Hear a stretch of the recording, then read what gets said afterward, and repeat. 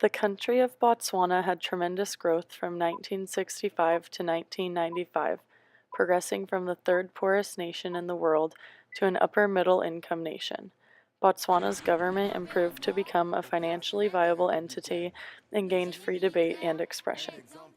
Botswana's growth proves that as a country it is becoming successful and much more stable than it used to be.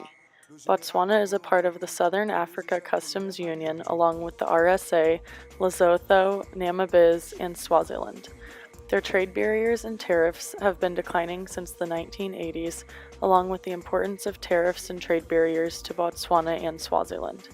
The EU trade agreements had many effects on Botswana's economy over the years.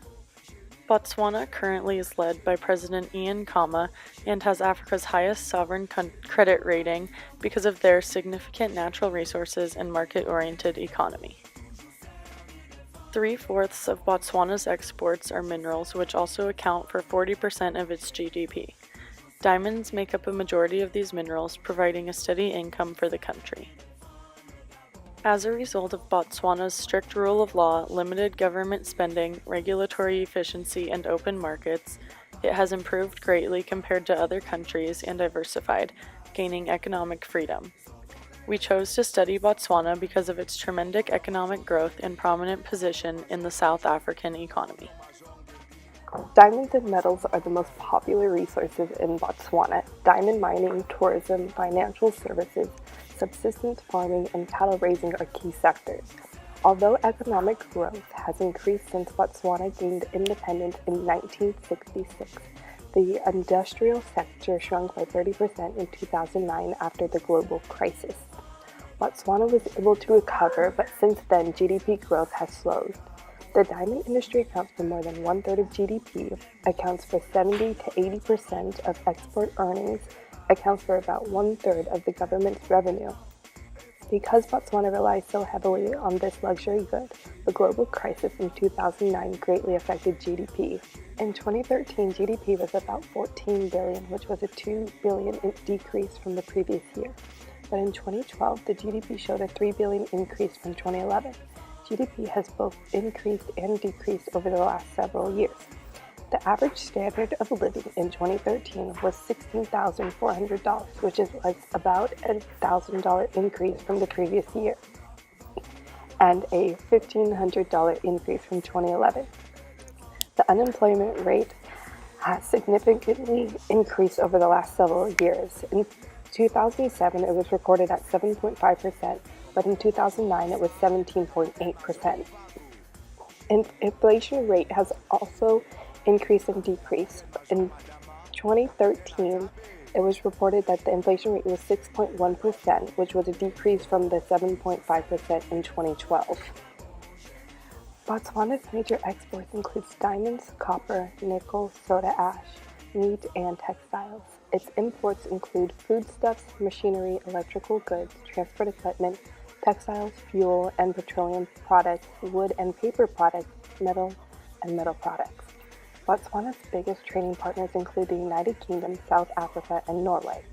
After recovering from the global crisis in 2009, the United Kingdom once again dominated trade between Botswana. Botswana belongs to the South African Customs Union, which has entered into 2 preferential trade agreements, the first being the South African Customs Union and Indian PTA, which is currently ongoing and entails access to raw materials at low prices, access to technical development, and other such topics. The other agreement is with the South African Customs Union and Mercosur PTA agreement, which entails market access to the South American countries, special and differential treatment, and strengthens economic cooperation ties. Botswana has been open to foreign direct investment since it gained its independence in 1966. Since then, foreign direct investment has been sporadic throughout the years, with a significant decline between 1991 and 1995, where FDI was negative. The most important sectors are mining, service, and manufacturing. South Africa is the largest home country for foreign direct investment in Botswana, accounting for almost half the FDI, followed by Luxembourg and the United Kingdom. The exchange rate system is hulas per US dollar. In 2013, it was 8.732 hulas to the US dollar.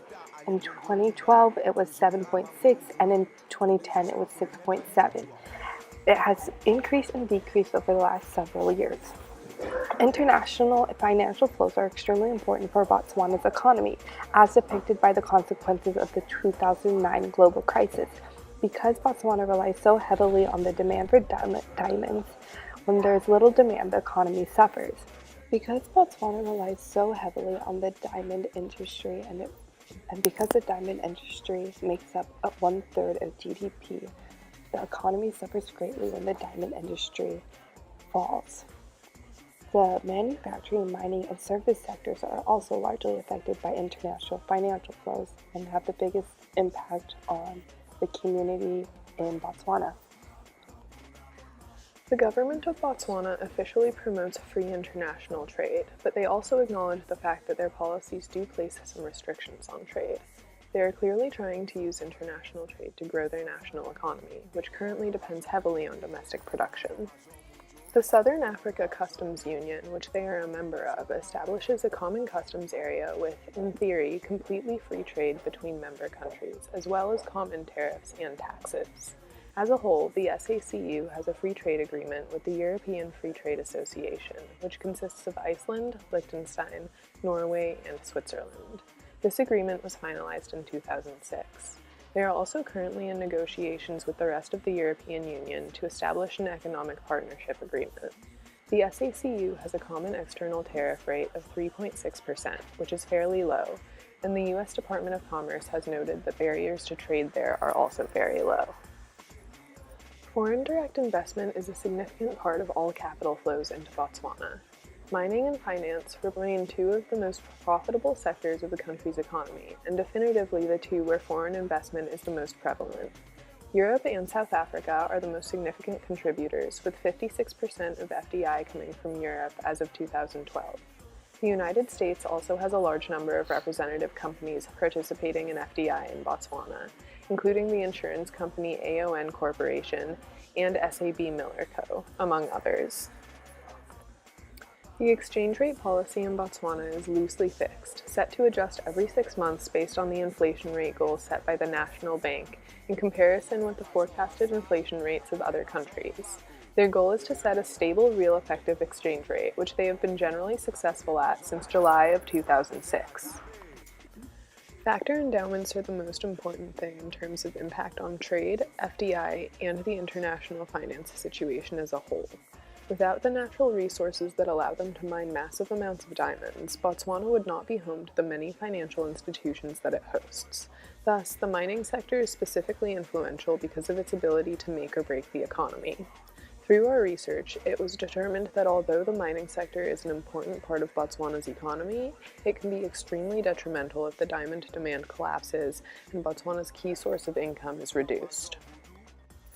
The lack of FDI restrictions in Botswana definitely helps the country by bringing in a lot of foreign business. As an area that is geographically slightly smaller than Texas, with a population just larger than that of Las Vegas, being open to FDI allows for more foreign trade to encourage innovation in many markets. However, many locals are opposed to FDI because of its tendency to keep the rich rich and the poor poor.